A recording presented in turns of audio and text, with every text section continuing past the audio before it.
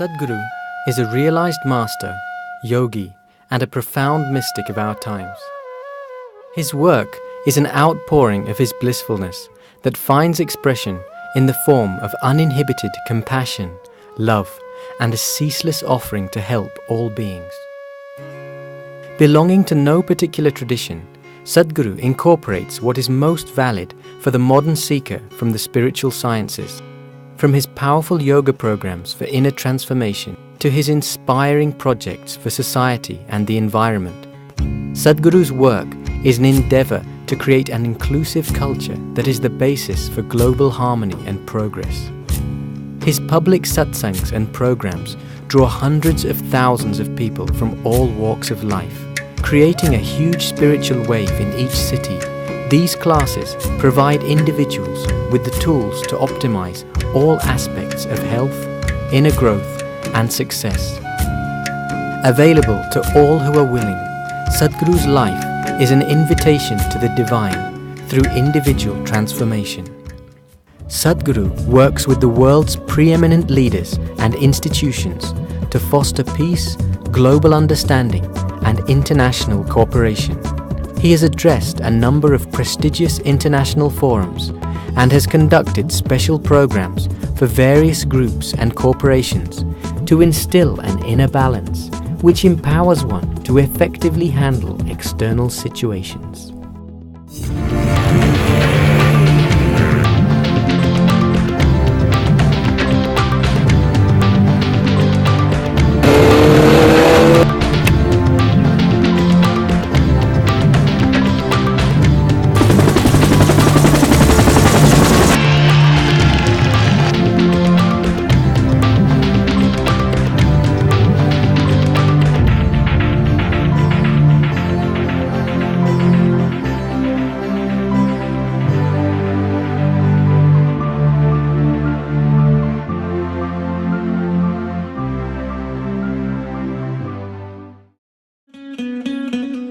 In 1984, the Miss India pageant saw the crowning of one of the most beautiful women in India, Juhi Chawla.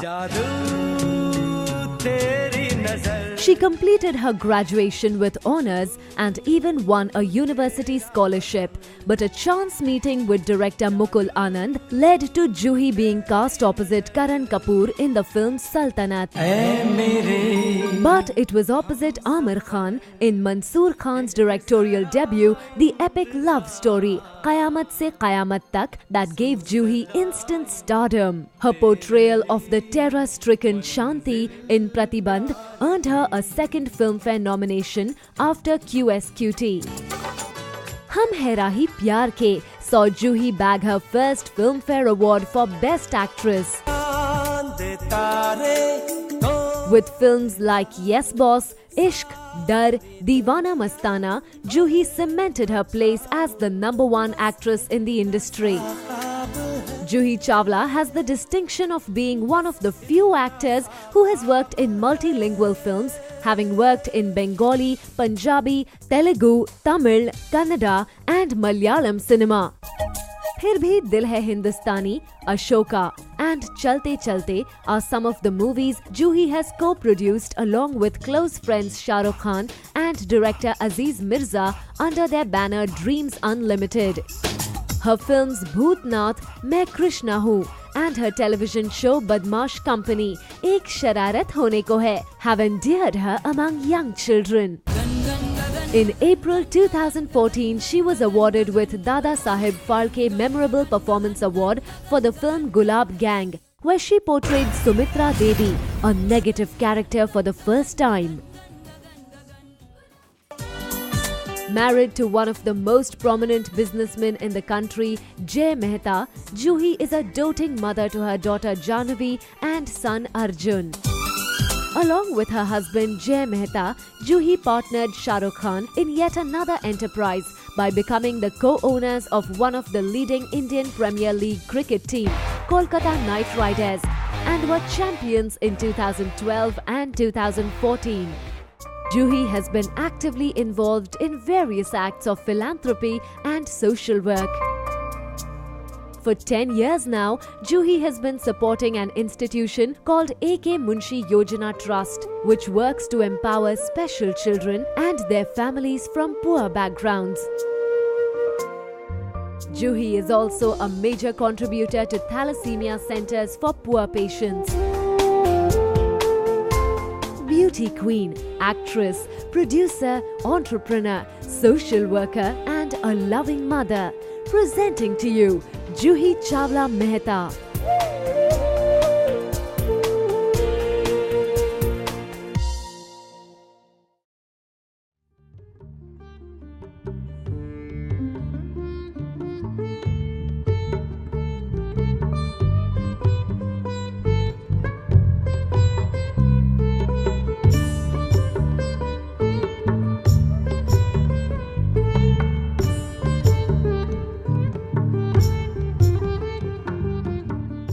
Conversation with the Mystic is a series that's rapidly gained momentum and popularity ever since its inception a few years ago. The focus this evening, as we all know, is of life and love. Love, of course, being that dodgy four-letter word that seems to give many a reason to live and sometimes gives them a reason to die. And then there's life, also a four-letter word, just as mystifying, just as enigmatic on occasion. And so we have our two speakers this evening who will be exploring these words, unpacking them, demystifying them. We have the magic of the movies, and we have the profound realm of the spiritual. Where does that magical meet the mystical? We'll find out. Good evening, everyone. Good evening, everyone. Nobody's saying anything. What's the matter? No, they're all here, but they're very silent. They're all waiting for it all to begin. And let me tell you, I have to confess, as I came on, before this I was quite relaxed, but as I've come onto the stage, my heart is beating really fast. So while Guruji was praying, I was saying to myself, I must be relaxed. This is the time. When I am with my Guru, I must be relaxed. This is it. So yes, I will calmly begin by thanking you, Sadhguruji, for giving me this opportunity to be in conversation with you. Isha Foundation, thank you very much. I thought when we're talking about of love and life, heart beating is a good thing. Okay. Yes, it is a good thing. It shows I'm alive and in love and about to begin this conversation. And Sadhguruji, I want to say I have attended your inner engineering program. I have seen some DVDs, I have read your books. And everywhere, there are your brilliant views on various issues. It could be from the making of a nation to the making of a toy car, from the running of a household to the running of parliament. You have brilliant views on every issue that one can ever question. Yet I know very little about you. And here's a brilliant mind with an, for lack of better words, I'd say out-of-the-box thinking. So different, so refreshing, so enlightening. I'm fascinated and I want to know about your life. And I'd like to know that, were you just born brilliant? Did it begin from that very moment? I was a normal birth, I didn't come in a box. My mother had a normal childbirth. No, but, I'm from the movies and I can't help thinking, was it like it is in storybooks, that a venerable sage came to your home and when he looked at your mother, he said, there is going to be born a guru. Rejoice! He will lighten his own path and that of others. You also going like this? No, but was it like that? Or how was it? How was your childhood?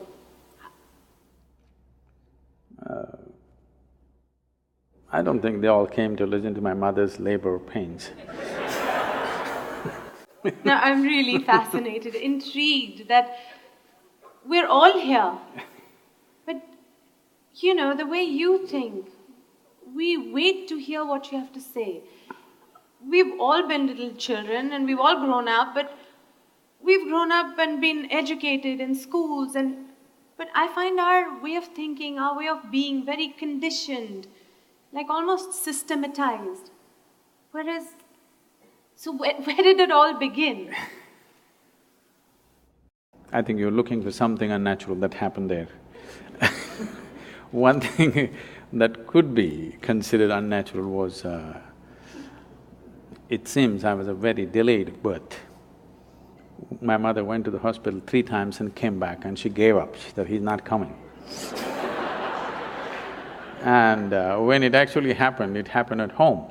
My father being a physician, that was not possible, she had to be in the hospital. 3 times she went and 3 times it didn't happen. They did everything possible and she gave up. So it happened at home. So that's the only reasonably unnatural thing, everything else was natural birth. I didn't come in a box and I refused to be educated so the question that you're asking is, do people grow up and blossom or are they brought up by somebody? You will see the general expression is, I was brought up in this place, I was brought up in that way. Especially in the West, you will see, I was brought up Christian, I was brought up Jewish. These are very common words. I think it's absolutely ridiculous and humiliating that a human being has to be brought up. You bring up cattle, okay?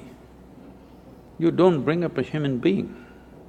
A human being is supposed to blossom by his own nature. That is why he is on the top of the pile, at least on this planet in the evolutionary scale. And most human beings don't seem to understand that, or they're not allowed to understand that by a whole lot of people and they need to be brought up. Bringing up means somebody is molding you. Molding means it's a predetermined shape. No flower that blossoms is the same way as another one which blossomed yesterday.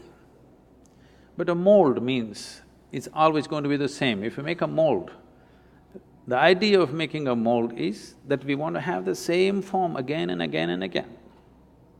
Right now, generally, that seems to be the work, unfortunately, of the current education system, the so-called religions that are operating in the world, and of course the family.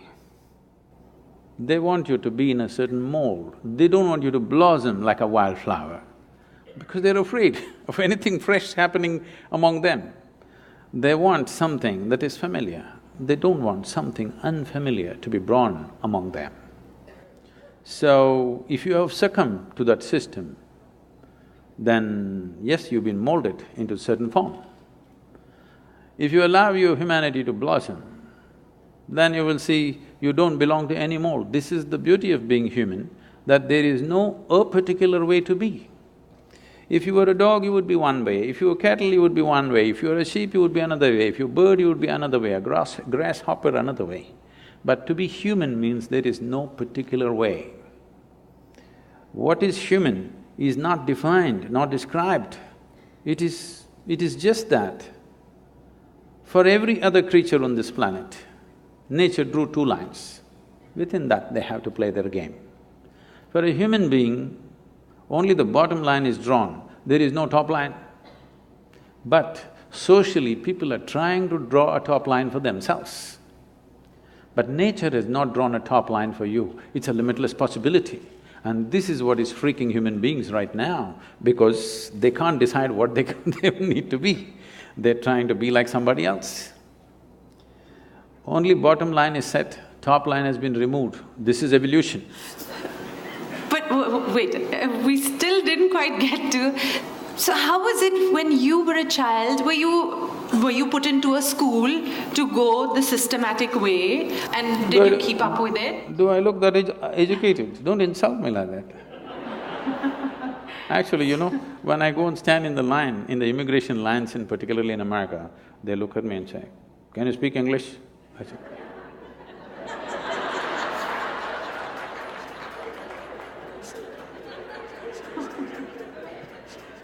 Because I have that uneducated look, it's not easy.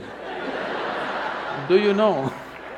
Do you know what it takes to remain uneducated? Education is just 20 years of going somewhere and getting one certificate. To remain uneducated, it's very difficult. Because from the day you are born, your parents, every other adult, the school, the damn thing, everybody is trying to educate you about something that's not worked in their life.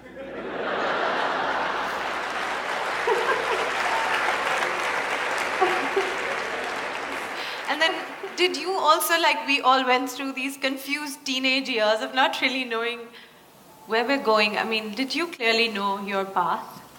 Not at all. I was… right from 3 or 4 years of age, I was always a million questions hanging in my head. I have a question about everything to everything. Questions means very fundamental questions about existence itself, my own existence. So when I was 3, 4 years of age, suddenly I realized I know nothing. Know nothing means somebody gives me a glass of water, I do not know what is water. I know how to use it, I know if I drink it, it'll quench my thirst and so many other ways of using it, but I do not know what is water. I'm saying even today you do not know what is water. So only thing available in all 3 states on the planet, 2/3 of the planet is water, 2/3 of your body is water. If you think life, we think water. But do you know what it is? With all the scientific exploration, we do not even know a single atom in its entirety. Today our idea of science is learning how to use everything. Yes, we know how to use an atom, we know how to break it, we know how to fuse it, but we really do not know what it is. Any one thing, tiniest thing in the creation, we do not know in its entirety. This is the fact of life.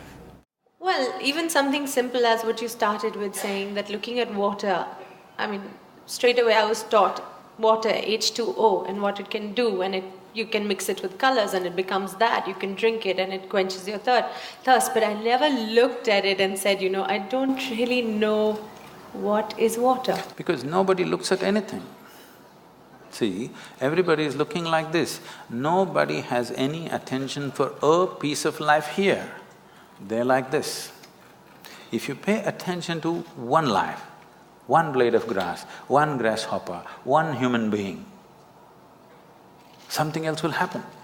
That's why we said life and love, because if you pay attention to one human being, some love will happen within you, okay? If you miss life, at least some emotion in that direction must happen to you. That will happen only if you pay attention to one. If you're looking at like this, these days it's become a fashion because you're on love on Facebook, you love the whole humanity. To love one human being, if you want to love one human being, it costs life. To love the whole humanity doesn't cost anything. It's even better to love God, because it's always easy to love somebody who's not here now. It's so easy. But if you have to love somebody who's sitting next to you right now, it costs life. You know how difficult it is to love someone who is next to you right now? How easy it is to love someone who is dead or who is in heaven? Isn't it so? Let's face it.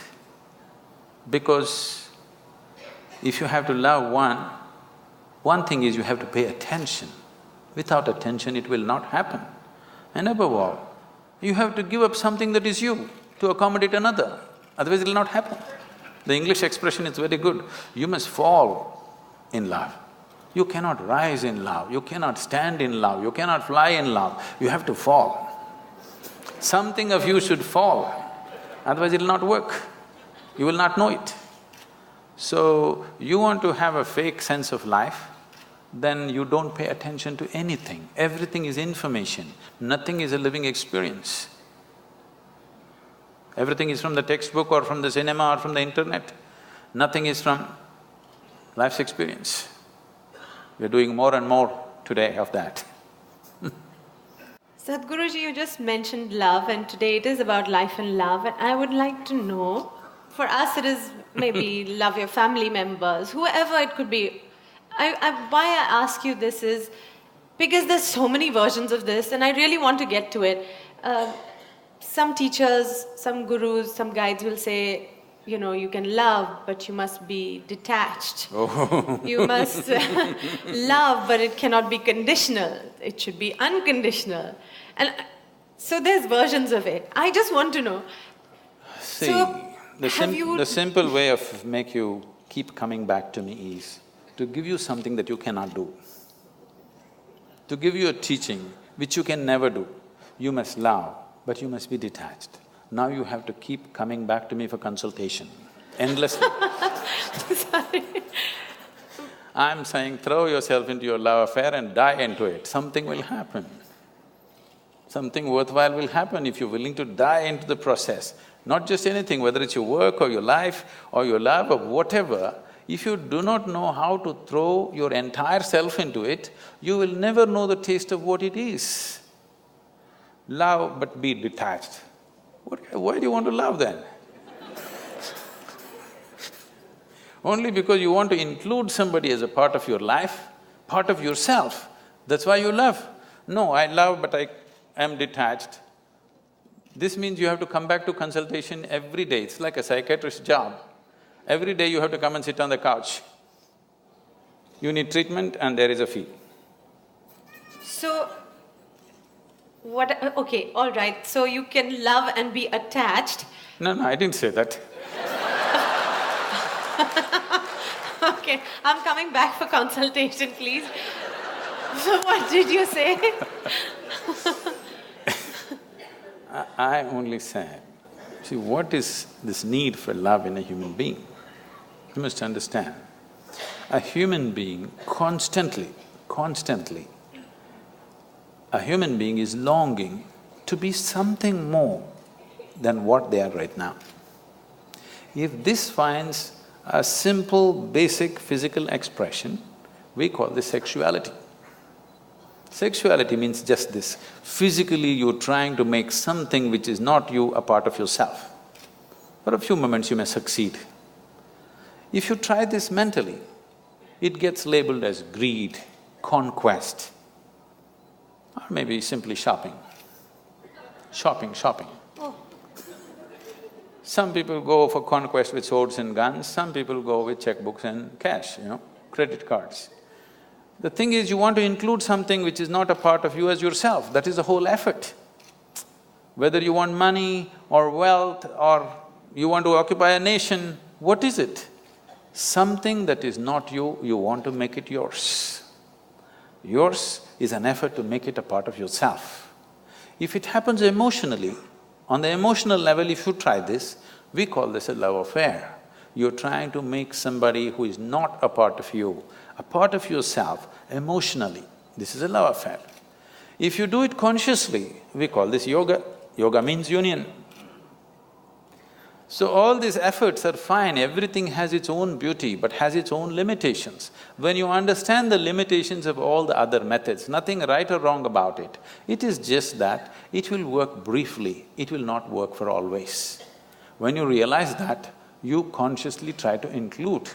When you consciously become an inclusive process, if you sit here, if you experience everything as yourself, then we say you're a yogi, okay? So this is a love affair successful. It was something you said at the end which I would like to ask you again. You said love, inclusiveness. I can't understand how I can love everybody in this room. You cannot. There's some people you cannot love. I can barely see up there and up there. So how is that? How do you include everybody in your love?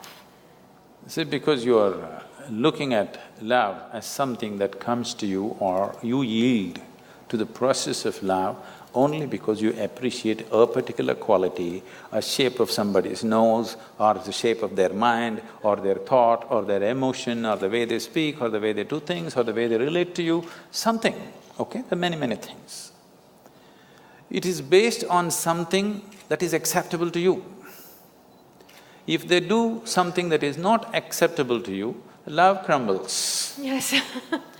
Now what I'm saying is, I want you to look at this, whether love happens to you or hate happens to you, anger happens to you, misery happens to you, joy happens to you, it only happens within you, isn't it? Yes. It never… People say love is in the air.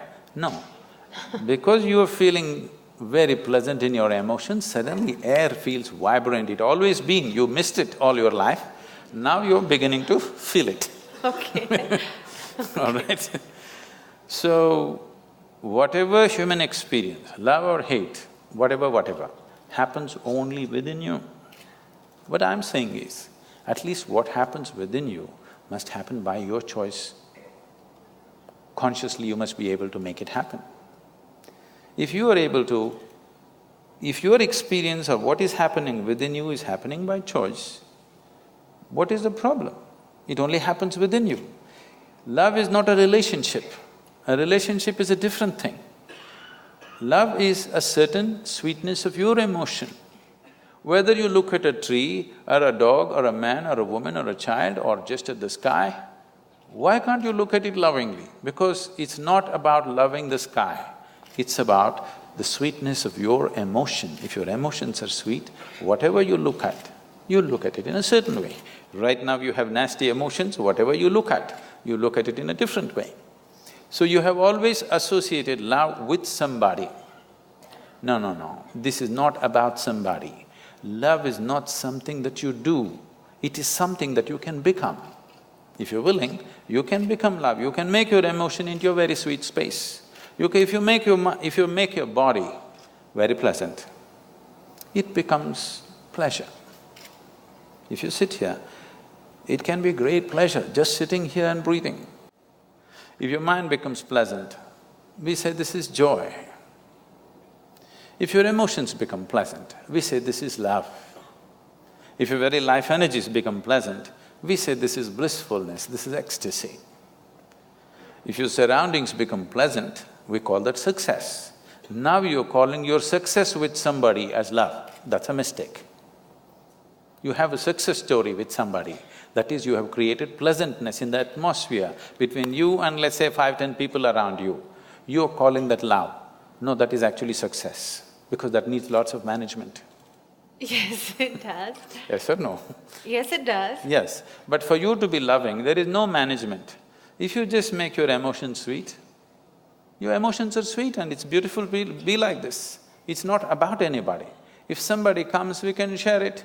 If nobody comes, you can sit here with your eyes closed and still be loving. What's the problem? It is not about somebody, it's not an action. It is not something that you do, it is something that you can become.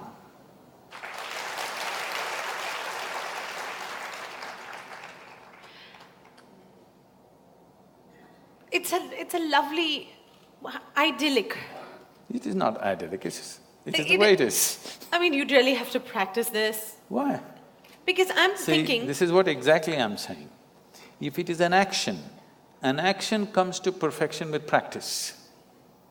Only if it's an action. I'm saying love is not an act. Is health an act? Are you acting healthy right now? No. I know you're an actor, but are you acting healthy? No. So health is, because Yes. we have done certain things and health is, isn't it? Oh, we've not done certain No, things, we have we've been definite- given No. health. Oh, we've been given, but if you eat bad, if you live bad, you won't be healthy. We've done certain things to manage our health. Similarly, if you do certain things, you can manage the pleasantness of your mind. If you do certain other things, you can manage the pleasantness of your emotion. If you do certain other things, you can manage the pleasantness of your very life energies. This is things that you can do. Now, what you can do internally, you're trying to manage externally. What can be done here within you, you're trying to manage by creating an atmosphere around you, which is a very difficult thing to do, because outside will never happen 100% the way you want it. To some extent we can manage. We can't do all of it by ourselves because there are many forces involved. Sadhguruji, you said something about health, and you said you do certain things for yourself. Certain things. One, you are given health, and then how you maintain it is you eat well, you exercise, and you remain healthy. Now, to be loving, when maybe in a household, any situation, maybe outside, like you said, outside forces are not pleasant. It doesn't come easily to then just be loving. So what is the practice to become that way or to train yourself to be that way? I want to remove this idea from your mind. you believe you need to practice. Practice means you're trying to perfect an action, isn't it? To be loving at all times? Yes, yes, that is not an act. No, not an act. No, I But don't to want be to so go, I don't want to go accepting. back to the movies, okay? No, to be so accepting, because No, it's not about accepting. Right now, do you want to keep your mind, your thought process, pleasant or nasty? Tell me, what is your choice? ideally pleasant. No, just tell me, pleasant or nasty? You're thinking about it, this is… No, I'm trying to think, should I fox you and say nasty? Say it. Okay, nasty. I'm going to bless you now. No. Okay, I take back my words. Okay. All right. Any so, human being's choice for themselves is definitely pleasantness, Yes. isn't it? Body, mind, emotion, everything and surroundings, you want it pleasant. yes. So why is it not pleasant? Surroundings are not pleasant because of many things. Yes. If your thought and emotion are not pleasant, it's entirely you, isn't it? Yes. Surroundings, not entirely me, it's so many forces. We have to manage them, we have to juggle them. Not always are we successful with everything around us. Different people have different levels of competence to manage the outside. Not all of us have the same, the skill to manage the outside. But inside, your emotion and your thought, why is it not happening your way? This is something we have to look at. This has to be addressed, every human being has to address this. At least your thought and your emotion must happen the way you want. It's like this. On a certain day, a lady went to sleep. A lady went to sleep.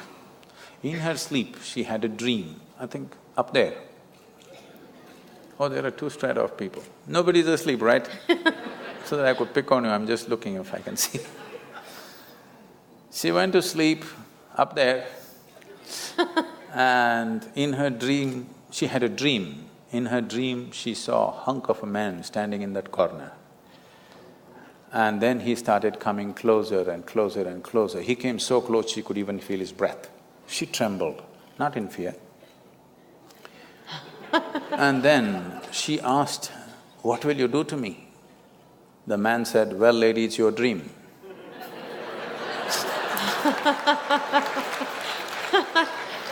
I'm saying, what's happening in your mind is your bloody dream. Now the problem with life is not that life is not happening the way you want it, even your dream is not happening the way you want it. That's a problem. I'm saying at least fix this, at least let the dream happen the way you want it. If you are dreaming the way you want right now, your thought and your emotion would be pleasant, isn't it? Yes, but well… Fixing the world is another thing, that's a different game. That needs lot of skill. This needs just willingness. Why we are continuously talking about joy, blissfulness, love is not because it's a goal by itself, these are not goals by itself. Only when you're pleasant by your own nature, you stop being in pursuit of happiness. You are fine by yourself. You don't have to go anywhere to feel pleasant. You don't have to do anything to feel pleasant. Sitting here, you're feeling very pleasant. Now you will look at life the way it is. Otherwise, you're an endless race. Pursuit of your happiness is a lifelong thing. Till your deathbed you're pursuing, what does it mean? That means you're a failure. If you're pursuing happiness when you were 5, I can understand. But that was not the fact. When you were 5, you're simply happy by your own nature. When you're 50, you're pursuing your happiness, this is a failed story, isn't it? But Sadhguruji, suppose we say this to the common man who has a little house. Where did you meet a common man? I'm imagining it. Every man or woman think they're special, believe me. Oh, yes. Yes, so where did you meet a common man, I'm asking? Oh. Okay, Sadhguruji, when you said about the common person and the special person, I know some teachers have always told us, and why your parents always tell you that, you are special. Each one of us is unique. I remember this part, I'm not sure whether I heard it at your discourse or on a DVD of yours, where you said it was about, people being special and us always thinking that God knows of us. And you said something like, do you know all the grasshoppers in your garden? So, of course, all of us have said no. So you said something like, so how does God know each one of you then? And I was devastated. Because I always thought somebody out there knows me, cares about me, and I'm special. You thought you were number one on his book, is it? Well, I've been told since I was a kid, you're special, you're unique, and God cares about you. When somebody says you're unique, it's an insult. No, You know? you said no top line, so you're Okay. peaking in different ways. In this vast cosmos, this solar system is just a speck. Tomorrow morning, if the whole solar system disappears, vanishes, evaporates, nobody will even notice it. Maybe it's not even on the account books of creation. It's so small. In this speck of a solar system, planet Earth is a super speck. In that, Mumbai is a micro super speck. In that, you are a big man or a woman, which is a huge problem. This is a very immense existential problem. This is because we have lost perspective as to who we are, what we are. Our psychological realities have become bigger than the cosmic reality. That is the big problem.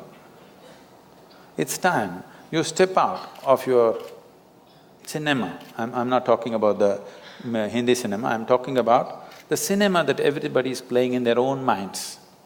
See, right now they darken this whole hall because it works best that way. This is the basic technology of a cinema. If you do not darken the cinema hall, if you light it up and play a nice cinema, it's not going to work. You have to darken it. So I'm saying a cinema of your mind because it's a dark space. Every thought is enlarged, playing out bigger than the cosmic space. Today, everything in the cosmos is happening perfectly well. But you have one nasty thought crawling in your head and it feels like a bad day, isn't it? Yes. So that's because your psychological realities, your petty creation has become larger than the Creator's creation. You lost perspective of life. That is the fundamental basis of all this confusion and suffering. If you see who you are, the microspeck that you are, you wouldn't imagine that God is made in your own image and He looks like you and whatever. Okay? If we were all buffaloes, we would definitely think God is a big buffalo. Okay, so what is it really? Please tell us please define it for us. What is it? What is going on? This life, this love, all these emotions that we go through in our lives, all these thoughts that we create for ourselves. What is going on? These are all human possibilities and capabilities. Every possibility becomes a problem for those who do not explore the possibility in its right perspective. Thought is a tremendous possibility. An ant cannot think like you. He can work better than you, he's more disciplined, he better traffic rules than you. There's no traffic jam out there, okay? But he cannot think like you. That sets us apart. This is a possibility. But now this possibility has become a problem for 90% of the humanity. Now they're freaking because they can think. And they're thinking all the wrong things, their thoughts have become nasty. If they were pleasant, they would have enjoyed their thought process. Because it's become nasty, it's becoming an ailment, isn't it? People are suffering their thoughts immensely because they do not know how to keep it pleasant, nothing has been done towards it. So what is a possibility always becomes a problem if you do not explore it in the right perspective. So your thought and emotion has become a problem. Now love affair is a problem, you're making all kinds of things out of it, which are all coming from this misunderstanding. Not understanding this thought and emotion is generated by me, I can generate it whichever way I want. If nastiness is what you like, you do it. I don't care if that's what you like, but you're suffering it. If you're suffering it, you shouldn't be doing it. I'm not telling you be loving.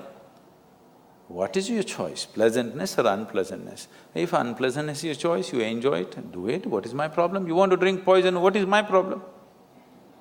I'm just telling you, this is poison, this is this. Drink whatever you want, but by choice. Don't drink unconsciously, that's stupid. That is not befitting of a human being. A human being means we are far more conscious than every other creature on this planet. That's what sets us apart. Or every creature eats, but we can eat consciously. So our eating becomes so many things. Every creature has sexual drives, they go and fulfill it whichever way. We can do it consciously, so we become something. We are doing the same things, but we are doing it consciously. Suddenly there is a magic about it, not because sex is magic, food is magic, no, because we can do it consciously. Every basic act like eating and copulating becomes magical because we can do it consciously. If you leave that one thing, if you exclude that one thing from your life, that you're not conscious about the way you think, the way you feel, the way you act, the way you move your body, if you're not conscious about it, everything can turn ugly, everything can become nasty. So it is this which sets you apart from every other creature. So, a dog is walking on the street, if you show it a biscuit, it'll wag its tail, if you do this, grrr, it'll do. If this is what you are, that if somebody is nice to you, you'll wag your whatever, if somebody is not nice to you, you will bite them.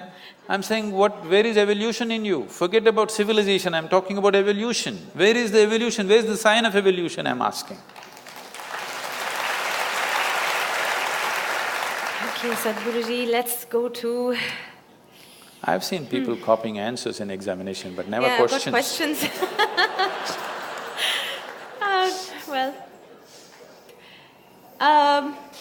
Today many women in our modern society are stepping out and having a career. And I'd just like to know, what do you think of this, of women stepping out, being career people, managing home as well, being financially independent? Is this good? Say, every woman should do what she wants to do as an individual person. It should not be made into a trend in a society or the only right thing to do in the world. Because I think if a woman intends to have 2 children and raise them, I think it's a full-time job. I'm not saying she should not go out and work. If she wishes to, as an individual person, she's free to do what she wants to do. But having 2 children is not about reproduction. You're manufacturing the next generation of people. How the world will be tomorrow will be determined by what kind of mothers you have today, believe me. You know, I've seen many ladies coming to me and say, when I ask, what are you doing? Oh, I'm just a housewife. I said, why do you say you're just a housewife? You don't seem to understand the significance of, being able to nurture 2 or 3 new lives. It's not a not important job. It's a very important job. Career, I want you to understand, right now because we have made the whole world into economics, unfortunately women also getting as stupid as men, as if how much money you earn is going to determine the value of your life. No, it is just procurement of things that you need. Money is just about that. Man was procuring, woman was taking about the more beautiful aspects of life. Now woman also wants to procure. If there is such an economic need in the family, fine, she must do it. But it is not a compulsive need. It must not be set up as something better to do than doing something. If she sings song, if she plays music, or if she just loves her children, or if she cooks beautifully, or she just lives beautifully like a flower, it's good enough, I'm saying. It is not necessary that only if she earns this much money, she is doing something valuable, otherwise she's not. If there is an economic need, she can do it, or if she has a passion for doing it, she can do it. But let not such values be set up in the world because you are not evolving, you're regressing. You are making survival more important than aesthetics of life.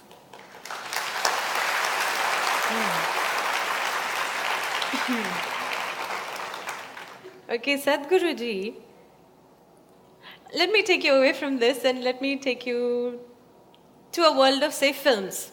World of films, okay, let's go. Let's go movies.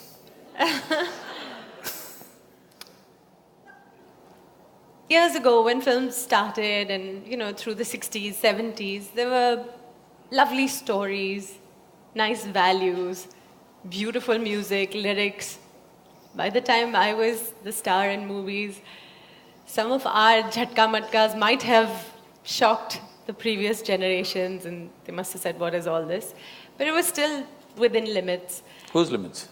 I mean, what's acceptable to society? Whatever. I mean, I'll say, and then now, today, the complexion of films, the kind of films we see, you know, it's little clothes. It's live-in relationships are, you know, up there on screen for everybody to see, and nightclub culture. I mean, it sometimes worries me that my children are growing up now. This is what they're seeing. These are the kind of songs that they're listening to. The lyrics are about, you know... From Janam Janam to expiry date songs. Yes. So this is what they're watching. This is what they think is cool. This is the hip and happening stuff. I think by the time you came, the Janam Janam was over, isn't it? No, it was still there. It was in the middle somewhere. The music was wonderful. The lyrics were still lovely. But today it is Munni Badnaam ho gayi, and things have really moved to chewing gums, and I am forgetting at this moment what the lyrics are. But then it's shallow right now. India has the youngest population in the world right now. So with such a young nation growing up on this is the feed. This is what you see, this is what you hear. I'm just a little concerned as to what they will turn out to be. I'm sure your parents were concerned too. Okay, so can I'm sure my parents were very concerned when I was growing up. So every parent has this concern, every generation has this concern that the next generation is going wrong, always. I understand what you're saying. This sudden change, if every generation likes to go one step beyond where the previous generation has stepped in, on almost everything, just for the sake of doing something different, or it's natural, they have grown up in one atmosphere, they take it to another level. They move to the next level. Yes. Next is not always next. That's what you're saying. Next is not always next, right? Yes, it's not higher, it's someone else, it's just next. So, this concern is always there, but right now, the change that is happening is not the next. It is a serious influence because in the last 15 years, the world's ability to communicate across cultures and borders is so heavy and so unprecedented.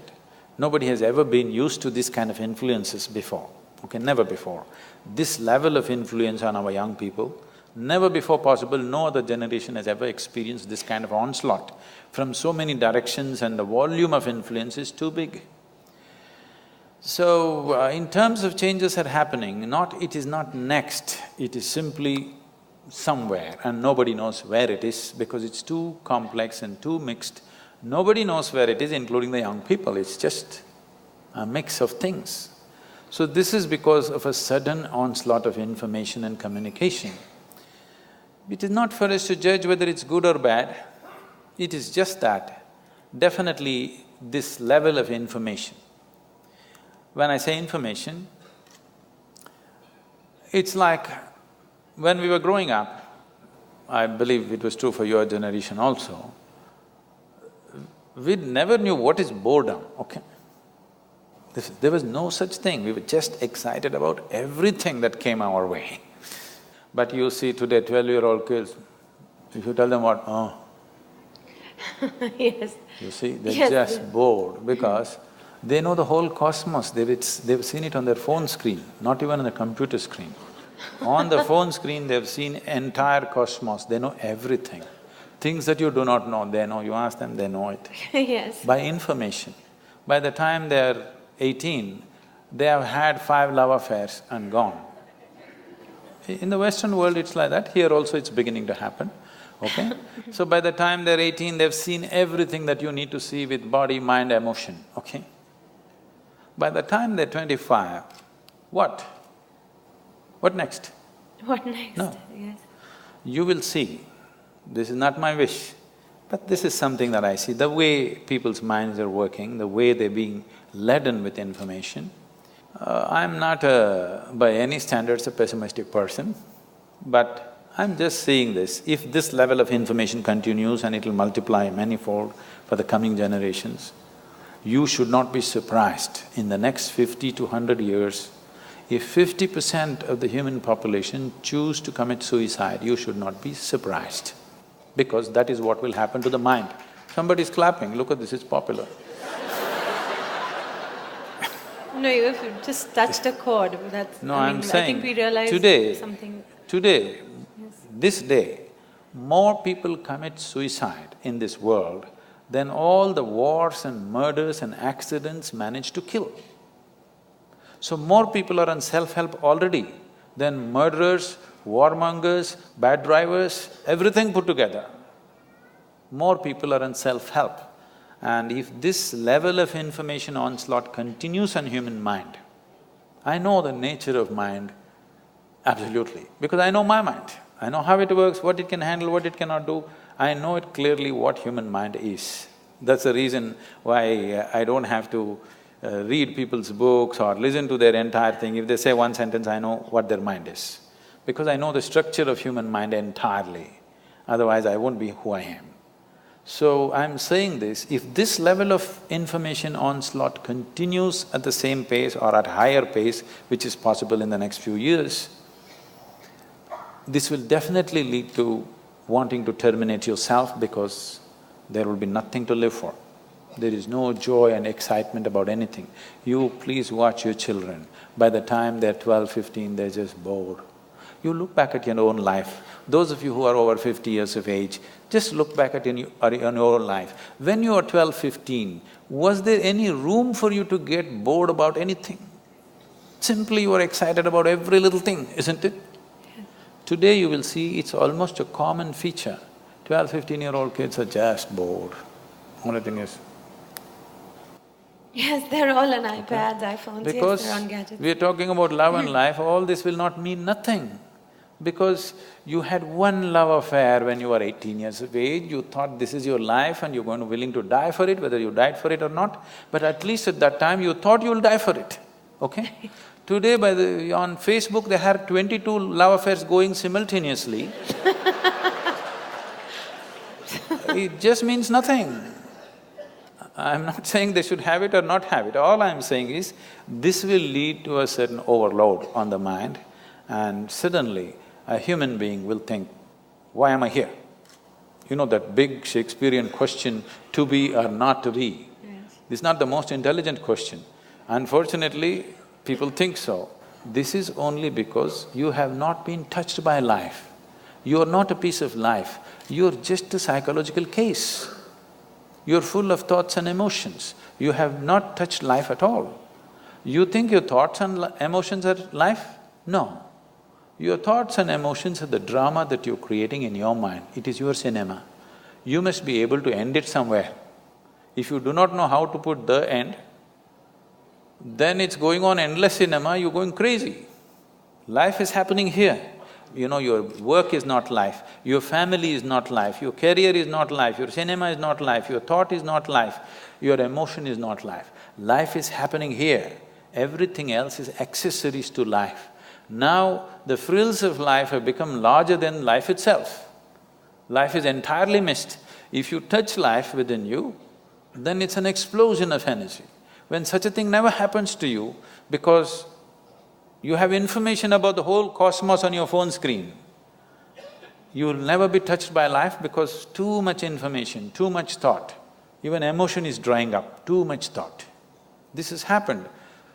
If you look at European philosophy in the last 150 years, you will see, if you read Dostoevsky, you will want to commit suicide. Brilliant, intellectually brilliant, but you will wonder why are you alive? Because intellect is like that.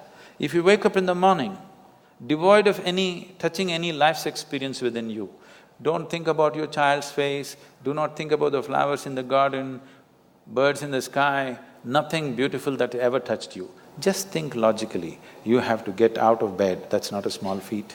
You have to brush your teeth, breakfast, go to work, eat, sleep, again tomorrow morning same thing. Next 50 years you have to do the same process every day. If you look at it 100% logically and intellectually, you will have no reason to live tomorrow morning. It's only if you're touched by something, suddenly it's worth living. If you're not touched by anything, then it's not worth living. What is so worth living about a human being? Waking up in the morning, trudging through life every day, eating, sleeping, same rubbish. What is the point? There is no point. Unless you're touched by something, some magic of life, if it doesn't touch you, either in the form of love, or in the form of a flower, or in the form of something within you.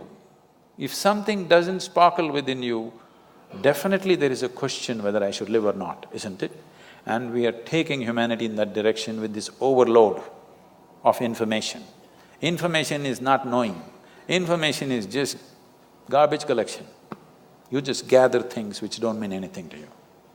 You look smart in a tea party, but you're not smart with life, okay? If you're smart with life, you must be blissful, isn't it? If you're really smart with life, you must be joyful and blissful, isn't it so? You're only smart in a tea party because, when somebody is talking something, the galaxy Z22, what happens there? Everybody, wow. They can also open the internet and the same thing. You think this guy visited the galaxy? So Sadhguruji, then what is it? Okay, so for all of us, give us in clear, simple sentences, do this and you will be at least on the way to being blissful or happy or aware or living in a nice conscious way. If you just observe, if everybody makes a little effort, everybody take a little time for this piece of life, okay? Not for your family, not for your career, not for something else. Just for this piece of life, give it little time because this is the most important piece of life in your life, isn't it? Yes or no? Yes. Even if you're in love with somebody, still this is the most important piece of life, isn't it? So pay some attention to this. How does it happen? Why have you taken it for granted? Believe me, you're not going to be here forever. I'll bless you with a long life, but you're going to fall dead one day. Yes or no? Yes. So, do not take this for granted. If you wake up in the morning, tomorrow if you wake up in the morning… No, this is not my wish, but I want you to know, of all the people who go to bed tonight, over 1 million people will not wake up tomorrow morning. And tomorrow, if you and me wake up tomorrow morning, is it not a fantastic thing? 1 million people did not wake up. You woke up. Is it not a great thing? Just look at the ceiling and smile. You are still awake. You're still there. 1 million people did not get up in the morning and you woke up. And for many millions of people, somebody who's dear to them did not wake up. So just check those 5, 6 people around you. They all woke up, wow, it's a fantastic day. You woke up and everybody who matters to you around you woke up. Is it not fantastic day? Yes. You don't think so? Yes. Yes. You don't seem to think so. Yes. Because the problem is just this, you are living with an idea that you're immortal. When I say you're immortal, you're not actually thinking you're immortal, but you're not conscious of your mortality. If you're not conscious of your mortality, somewhere you think you're immortal, isn't it? How many moments in a day are you conscious that you're mortal? If you were conscious, would you have time to crib? Would you have time to fight with somebody? Would you have time to do some rubbish with your life? If you knew, if you are conscious that you are mortal, you would do nothing other than what is absolutely needed for you and everybody around you. This one thing if you do, if you just remind yourself, you don't think this is a negative thing. Death is not a negative thing, it's the only thing which has added value to your life. If you're here forever, you would be unbearable. Yes, Isn't it? Aren't we glad everybody dies one day? If you just become conscious of this one thing, that always you're conscious that I'm mortal, you don't have to think, I will die today, we don't intend, we want to live as far as possible. Just one day I will die. If you're just conscious of this one thing, you will naturally become spiritual. You will not become spiritual by thinking about God, you will become unrealistic, hallucinatory. You will start talking to somebody, you will start doing all kinds of things. Already people, they have earphones on and they're talking, you don't know whether they've lost it or they… 10 years ago, if somebody was walking on the street talking, you would know that he's lost. But today you don't know whether they got their headphones on and they just lost it and they're talking, we cannot make out. But if you are conscious that you are mortal every moment of your life, spiritual process has begun for you. So one of the main reasons, one of the fundamental reasons why that all these things have to be taught to you, that she's repeatedly asking this question, were you born special, did you have normal birth or not, is simply because most people have forgotten they're mortal. They think they're immortal.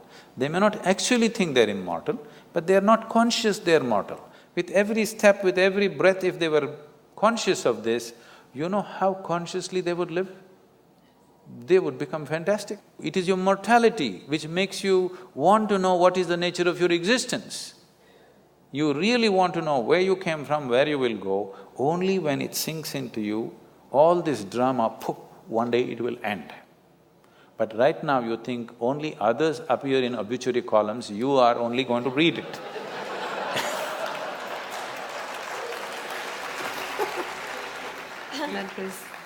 That is simply beautiful. That's all that's needed. If you want to know the value of life, just know that it's a brief happening. The time that you spend here as life, it's a very relative experience. If you're truly joyful and ecstatic, it's horribly brief, believe me. I feel like I was born day before yesterday, see already how I've become. Okay? Yes. But on a particular day, if you're depressed or miserable, one day seems like an endless thing. Yeah. So, only miserable people have a long life. Yes. If you're a joyful, ecstatic person, life is always brief. If you live to be 100, it's still very brief for what possibilities a human being carries. For the immensity of what a human being is, it's too brief a life. If you're given 100 years, 200 years, it's still too brief, because before you know what's happening, before you explore a few dimensions of life, it'll be over. It'll be over, okay? Only miserable people have a very long life, they feel it's very long. Sadhguruji, here we have a few questions. First question is from Prabhas Sundar Sen. Where and how do we draw the line between loving unconditionally and becoming a doormat?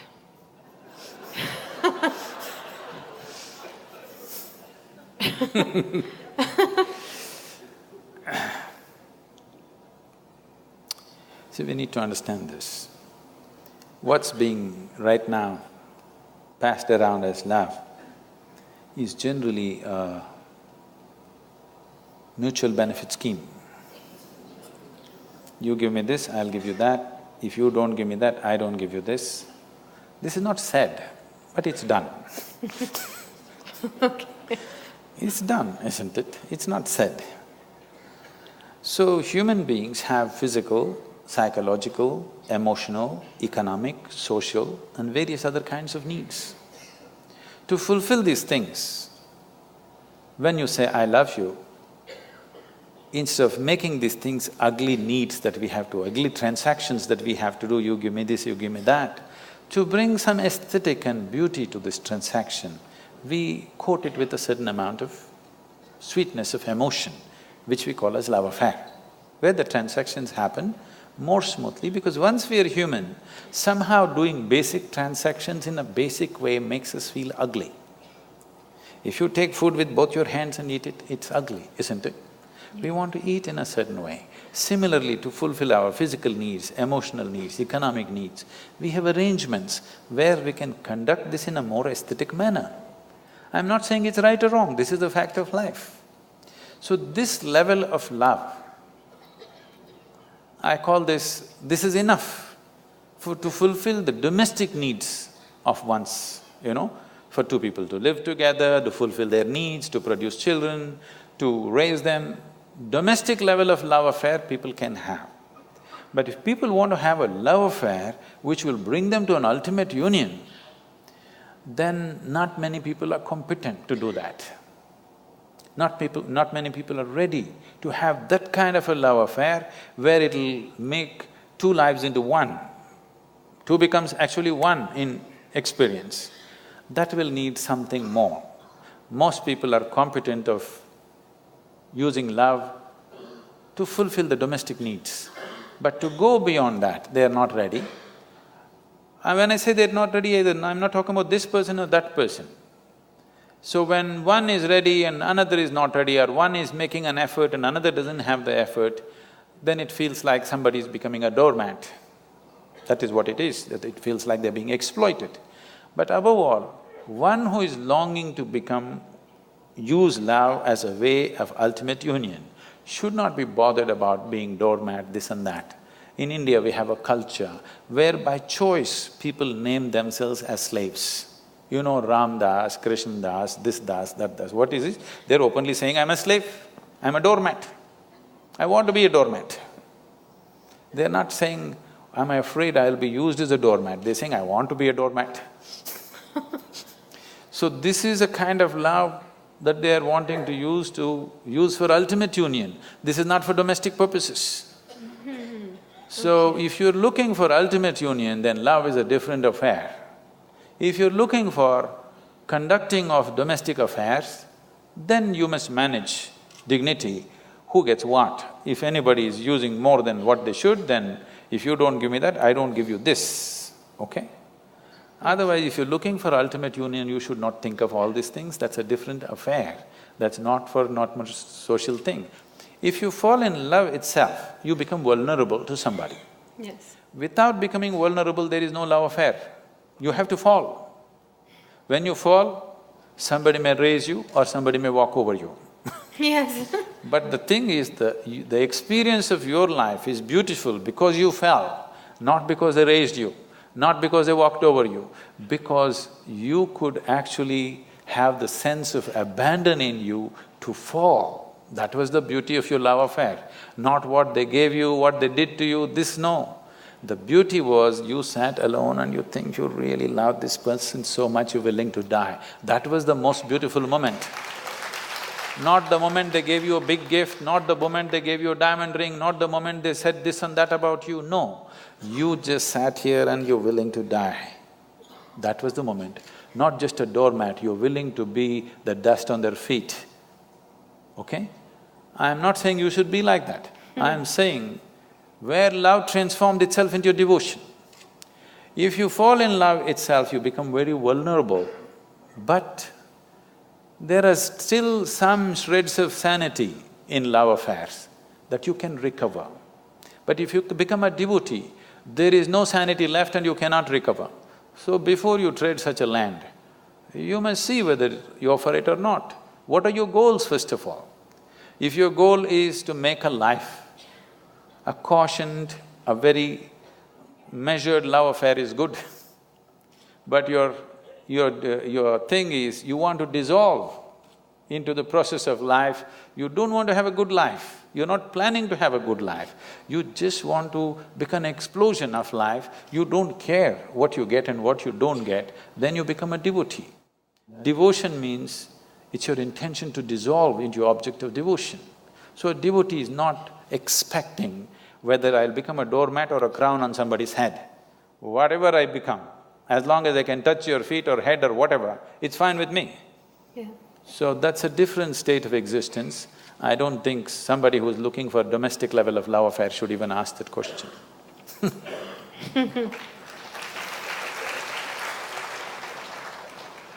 We have one question from the social media, the Facebook.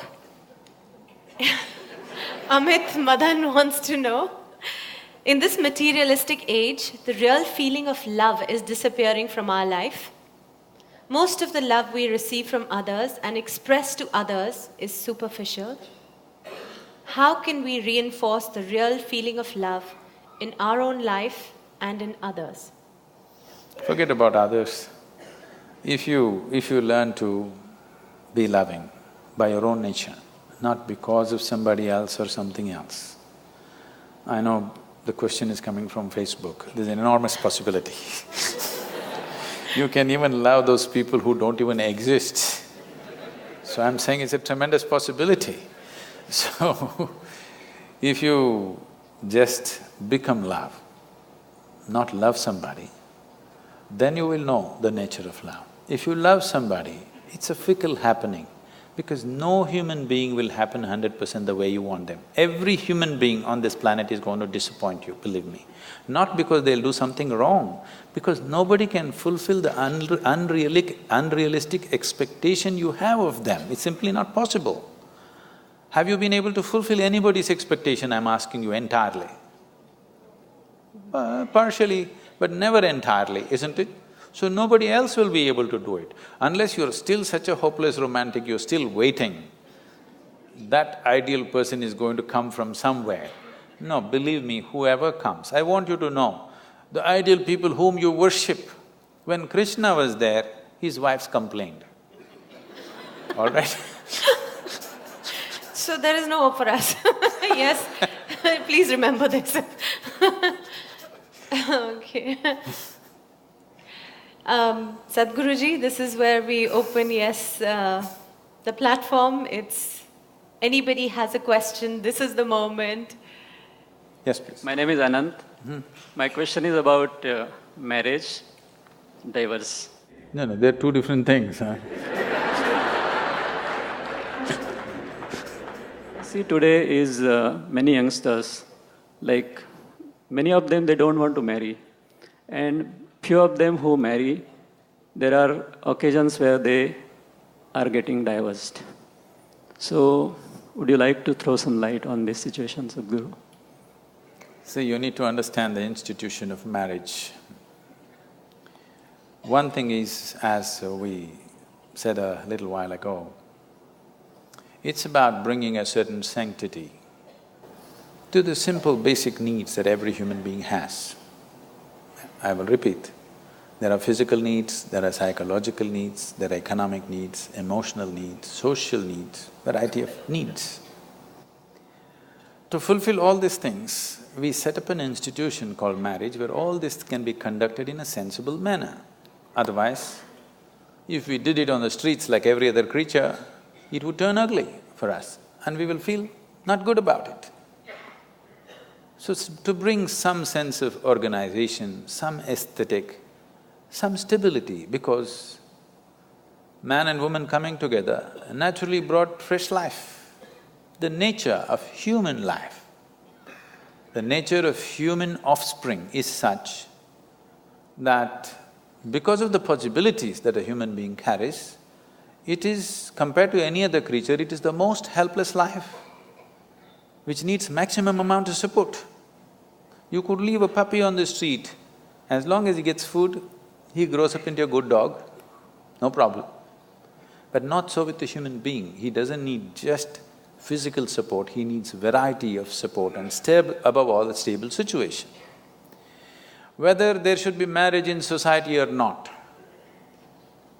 one will debate when they are 18, because physical body is asking for freedom, all right? At that time, everybody questions, is marriage really needed? Why can't we just live whichever way we want? But when you are 3 years of age, you valued marriage immensely, a stable marriage immensely, isn't it so? Yes or no? Yes. Yes. Not yours, your parents. Your parents, yes. When you're 3-4 years of age, you're 100% for marriage. Again, when you become 45-50, you're 100% for marriage. Between 18 and 35, you're questioning the whole process. Okay? That's true. I'm not saying marriage is the thing, but do you have a better alternative? If you have a better alternative, damn the marriage. But you have not come up with a better alternative, because a stable situation is a must for a child. Once you have a child, it's a 20-year project. Yes. Okay? That is if they do well. If they don't do well, it's a lifelong project.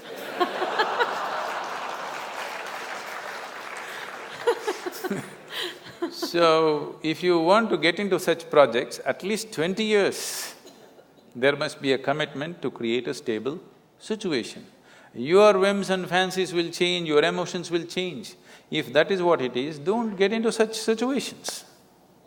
It's not compulsory for everybody to get married. It's good, young people, you are saying people are thinking whether to get married, and I'm glad. It is not necessary for everybody. But if you get into it, and especially if you get into children, you must understand it's a minimum 20-year project, whether you like it or you don't like it. Otherwise, you shouldn't get into those projects. You don't walk into a project, drop it halfway and walk away, isn't it? They have their benefits and they have their problems. It's your choice, but at least choose consciously. You don't have to get married because everybody is getting married. You don't have to talk about marriage and divorce in same breath as if they come together. This is a completely an American idea, you're thinking of marriage and divorce together. Nobody thought of divorce in this country till recently, isn't it? Why should you ever talk about marriage and divorce in one breath? It's a crime. It's really a crime to think on those lines. But if it so happens, something truly went wrong between two people and they have to separate, that will anyway inevitably happen. You don't have to plan it at the time of wedding. Namaskaram, Sadhguru. Okay. Yeah. Namaskaram, Juhi ma'am. You mentioned about survival and you talked about aesthetics of life. I would request you to elaborate on aesthetics of life. And my second question is from my friend. I don't know whether you will answer it or not, but I just want to mention it over here because she has requested me to do so. Her question is, what is the purpose of this universe? Tell your friend I didn't make it. Thank you so much.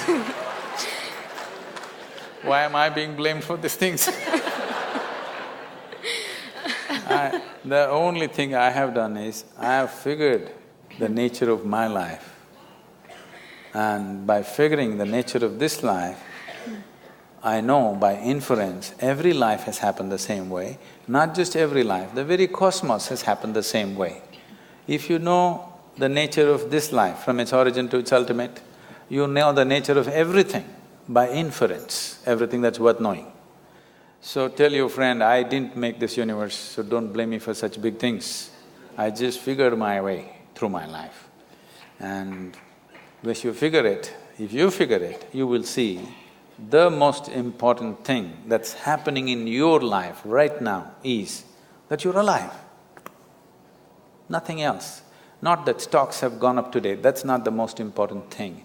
Not your love affair, not this and that. If you don't understand what I'm saying, suppose tomorrow you lost… I'm not saying you must wish, I'm not wishing you must lose, but suppose tomorrow you lost half your money and you're feeling depressed and your mind says, I want to die. Close your mouth, hold your nose like this for 2 minutes. Your body says, to hell with your money, I want to live.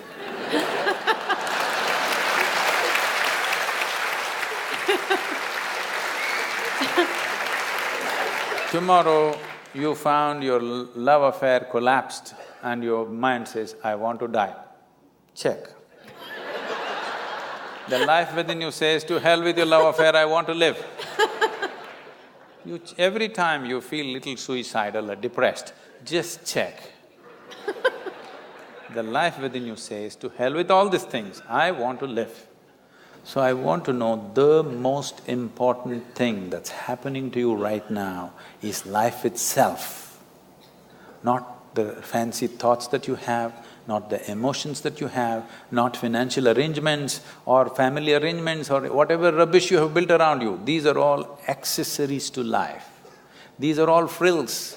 Frills are so much you're missing the skirt, that's the whole problem with you. Yes, so much frill. Fundamental things are forgotten. So, this is the most important thing. Right now for most people, life means their job, life means the new house they're building, life means the car that they bought, life means their wife, their husband, their children. No, life means what's throbbing here, not even your body, not your mind, not your thought, not your emotion. What is right now throbbing here, this is life. Because this is on, everything else seems to be meaningful. If this one stops, nothing around you means any damn thing to you or to anybody.